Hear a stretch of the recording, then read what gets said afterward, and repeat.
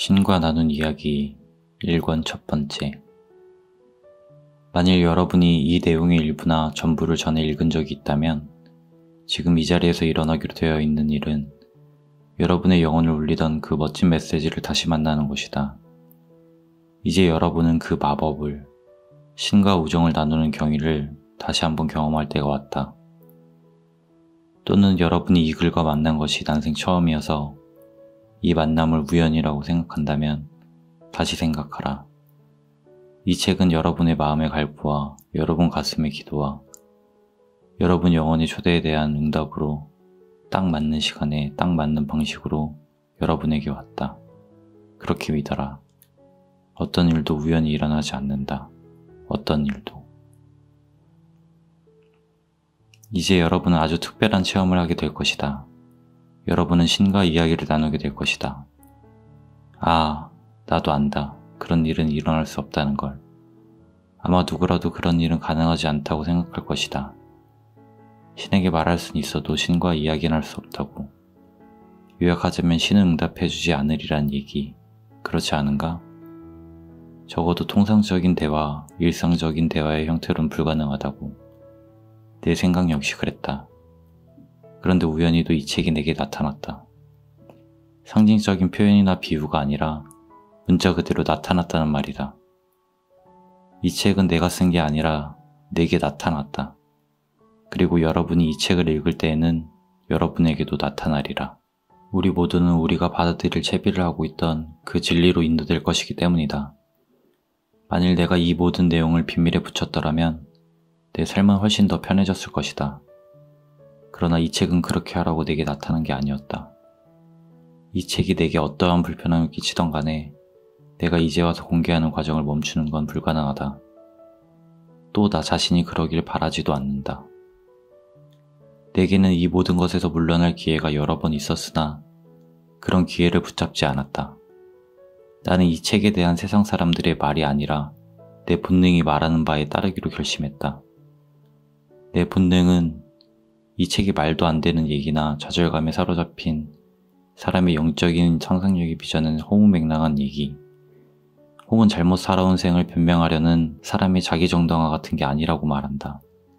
아, 사실은 나도 혹시 그런 게 아닐까 생각해봤다. 그런 가능성 전부를.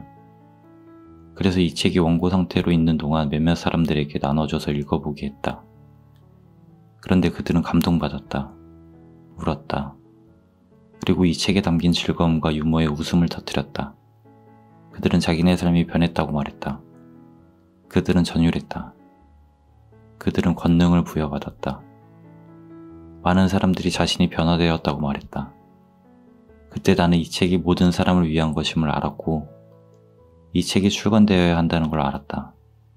이 책은 이 안에 적힌 물음들에 대한 깊은 관심을 갖고 진정한 대답을 갈구하는 모든 사람들에게 놀라운 선물이 될 것이기에 진지한 마음, 영혼의 간절함, 열린 가슴으로 진리를 추구해온 사람들에게, 그리고 우리 대다수가 바로 그런 사람들이다. 이 책은 우리가 품어온 의문들 전부 혹은 그 대부분에 대해서 언급하고 있다.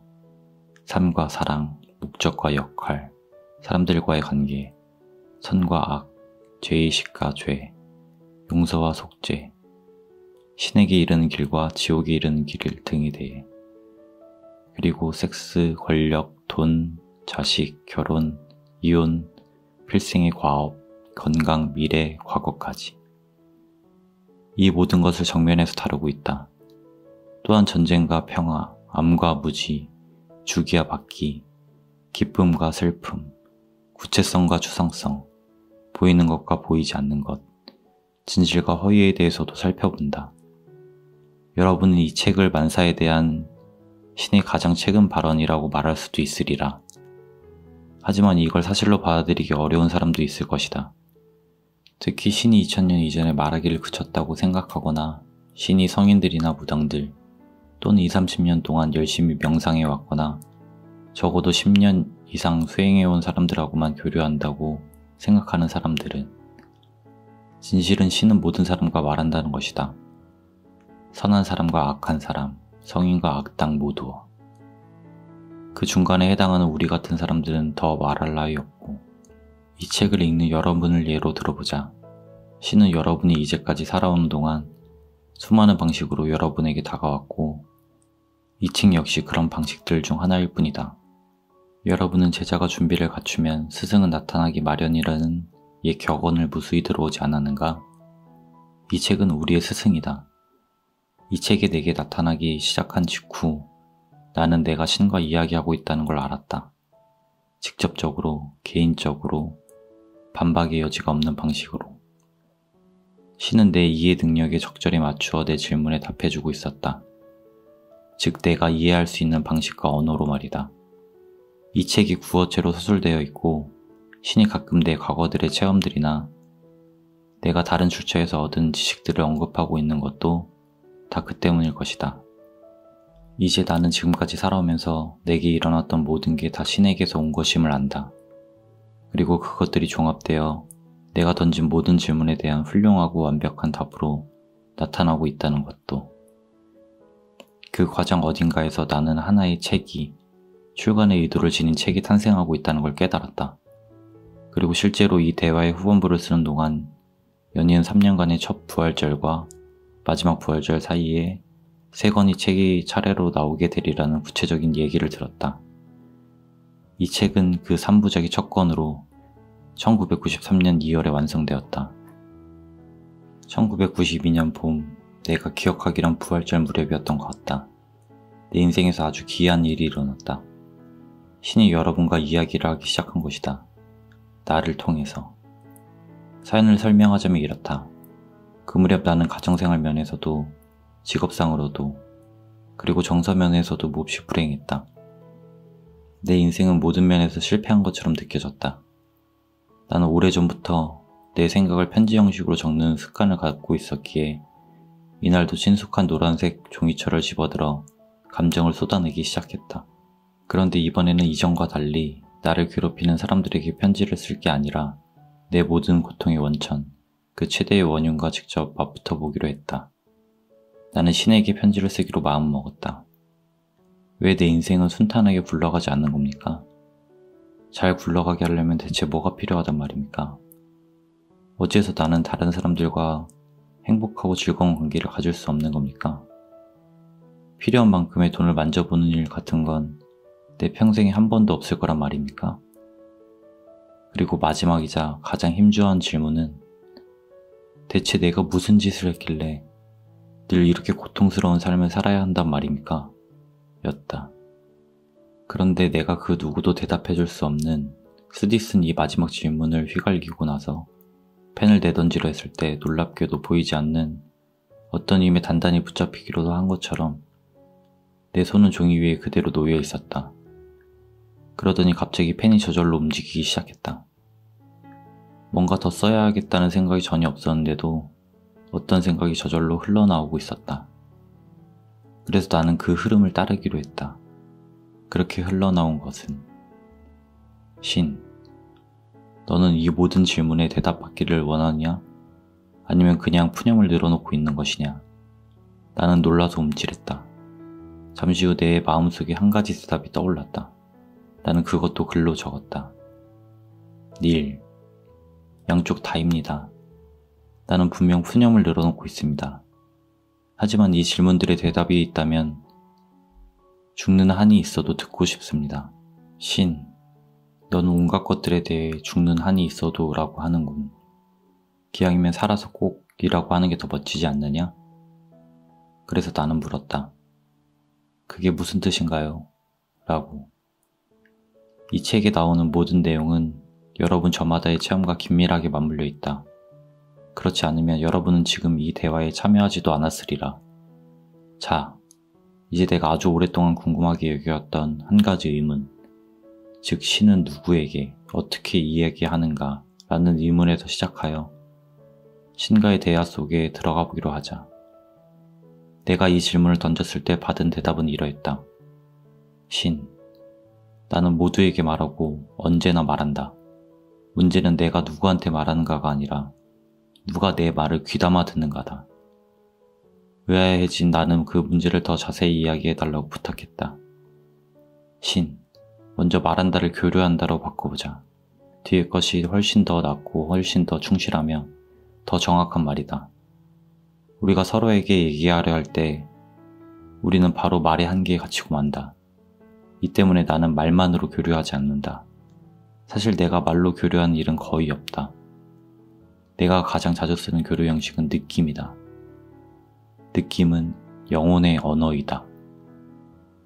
만일 내가 어떤 것을 놓고 무엇이 자신에게 참인지 알고자 한다면 내가 그것을 어떻게 느끼는지 살펴보라. 느낌이란 건 알아차리기 어렵고 받아들이기 어려운 경우가 있지만 너의 가장 내밀한 느낌 속에 감춰진 느낌이야말로 너의 가장 고귀한 진실이다.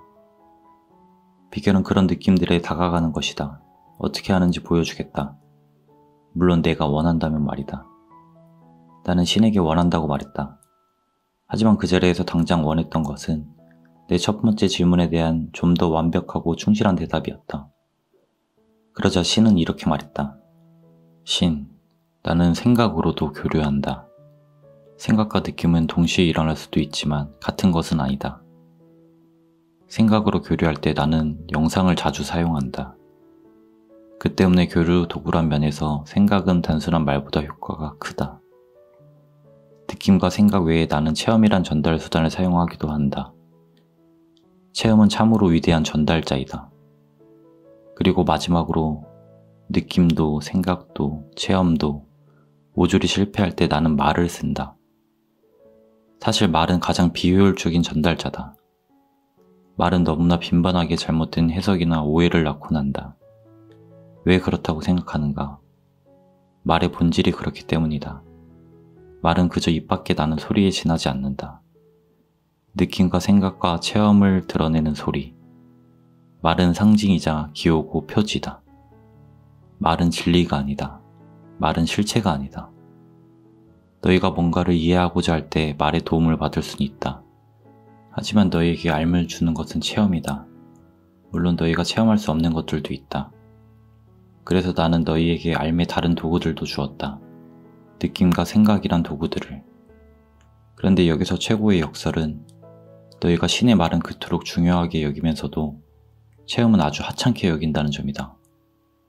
사실 너희는 체험을 너무나 하찮게 여기고 있어서 체험한 신이 말로 들은 신과 다를 때 아무 생각 없이 체험을 버리고 말을 간직한다. 마땅히 그 반대가 되어야 하는데도 말이다. 신에게서 나온 메시지와 다른 출처에서 나온 자료의 차이를 알기란 쉽지 않다. 그럴 때 너희의 가장 고귀한 생각, 가장 명확한 말, 가장 강렬한 느낌은 항상 내 것이다. 그보다 덜한 모든 것은 다른 출처에서 온 것이다. 가장 고귀한 생각이란 예의 없이 기쁨이 담겨있는 생각이며 가장 명확한 말이란 진리를 담고 있는 말이며 가장 강렬한 느낌이란 너희가 사랑이라 부르는 바로 그 느낌이다. 이 지침들을 가지고 어떤 메시지가 내 것이고 어떤 것이 다른 출처에서 온 것인지 결정하고 나면 남은 단 하나의 문제는 내 메시지에 주의를 기울이는가 아닌가 뿐이다. 내 메시지의 가장 강력한 전달자는 체험이다. 하지만 너희는 특히 체험을 무시한다. 만일 너희가 자신들의 체험에만 귀를 기울였더라도 너희 세상이 지금처럼 되지는 않았을 것이다. 너희가 체험을 거듭 되풀이해서 겪게 되는 것은 체험에 귀를 기울이지 않았기 때문이다. 하지만 너희는 늦든 빠르든 결국 그 메시지를 받아들이게 될 것이다. 그러나 나는 결코 너희에게 강요하지 않을 것이다.